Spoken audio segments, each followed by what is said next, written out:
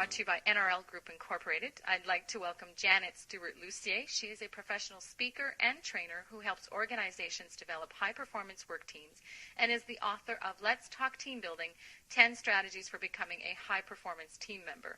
Welcome, Janet. Thanks, Spirit. What is our topic for today? Today we're going to look at constructive feedback, the dreaded constructive feedback. When someone says to you, "Do you mind if I give you some feedback?" most people would go running and screaming in the other direction. And none of us has really generally been taught how to give feedback in such a way that it's heard in the way that you hoped or intended for it to be heard. So often we open our mouths and we start rambling, and then one thing leads to another, and before you know it, a conflict arises.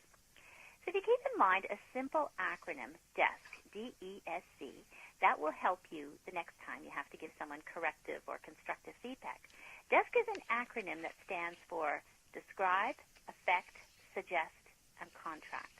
Let's look at each piece. Describe. This is where people tend to go off on tangents. They think that describing the behavior needs to be some long, flowery explanation. Well, no. Keep it simple. Keep it short. Describe the behavior accurately and concisely. Whatever happened, just say it. You missed the meeting yesterday.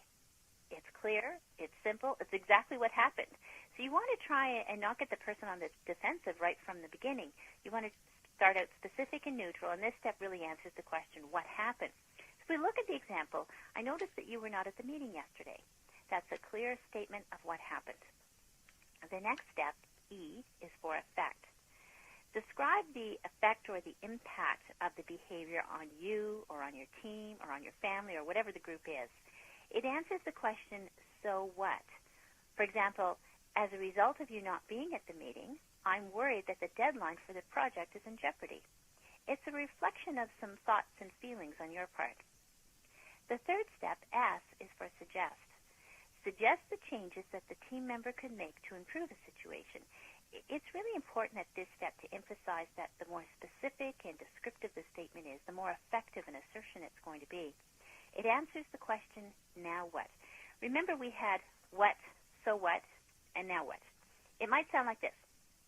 I'd like you to attend the project meeting scheduled for tomorrow at 3 o'clock. It's a clear statement of preference. Finally,